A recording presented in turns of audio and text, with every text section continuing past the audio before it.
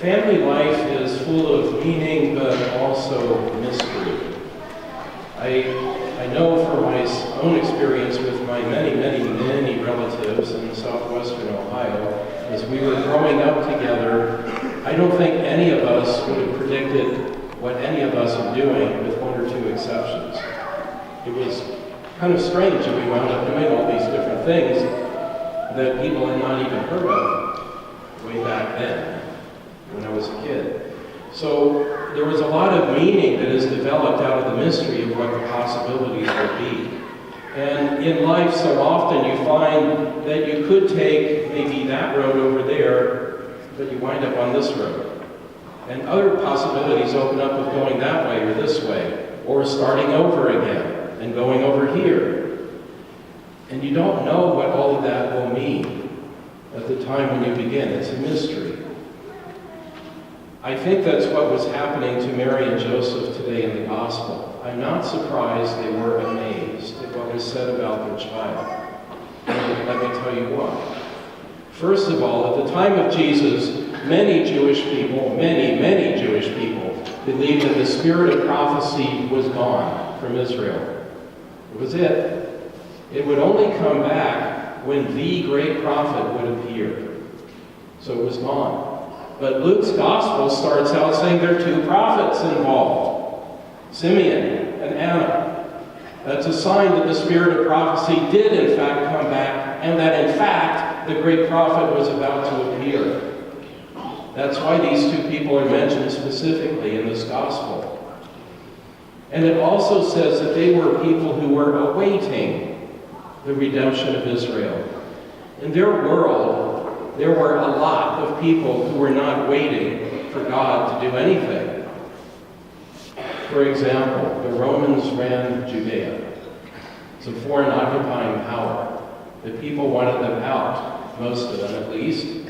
And so there was a large group of people that thought, well, we're going to help God with this. We're going to attack Romans at different times and make life generally miserable for them by being violent.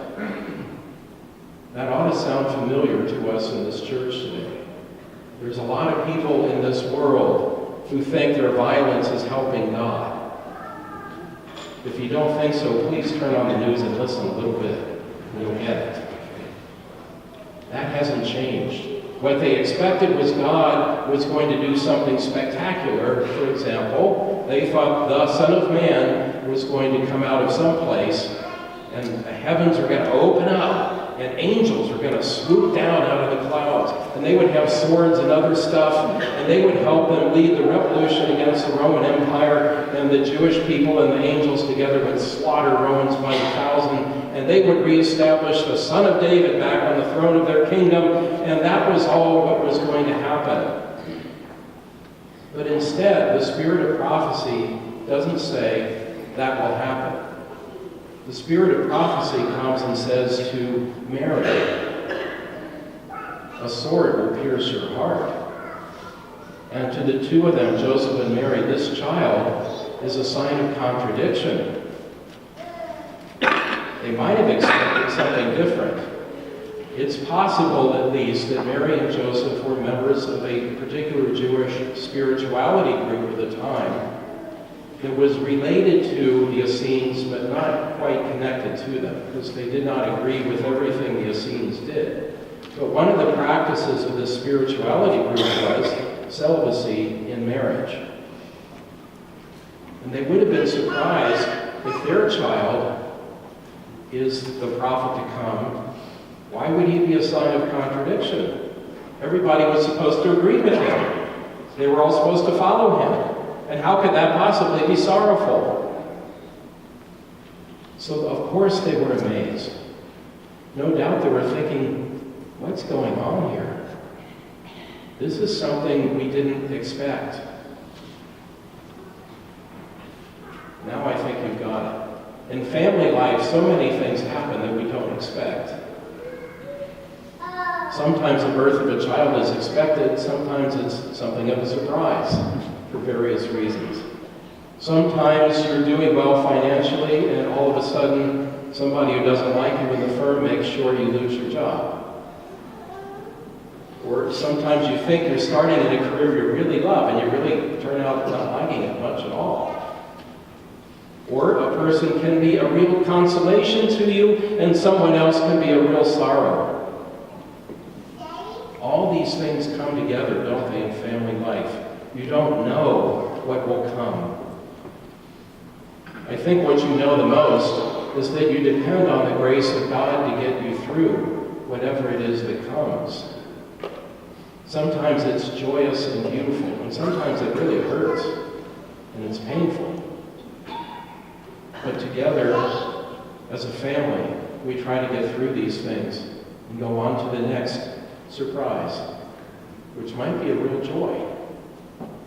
Sisters and brothers, on this day, as we begin a new year tomorrow, so many things are possible. So many roads open up going in different directions. We don't know what they will bring if we don't walk down them.